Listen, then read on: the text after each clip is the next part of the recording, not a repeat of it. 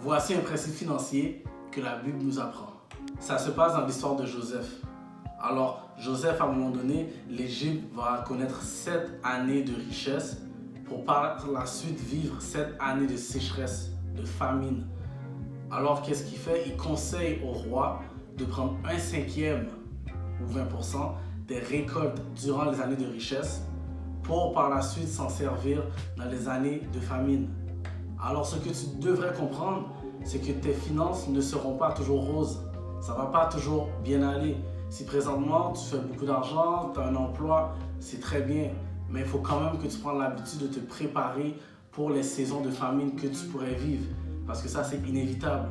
Tu pourrais perdre ton emploi, il pourrait avoir un deuil, il pourrait avoir une dépense imprévue qui est tellement grande que tu ne sais pas comment agir. Il pourrait avoir une maladie comme la COVID qu'on a vécue. Alors prends l'habitude dès maintenant de mettre des sous de côté. Si tu es capable de mettre 20%, félicitations. Si tu es capable de mettre plus, vas-y, mets plus. Si présentement tu n'es pas capable de mettre au moins 20%, mets ce que tu peux mettre. Mais tu dois aspirer à mettre au moins 20% de tes récoltes alors que tout va bien de côté. Si possible, revois tes habitudes. Revois où tu dépenses beaucoup d'argent, magasine deuxième main, regarde les rabais, mais fais des changements.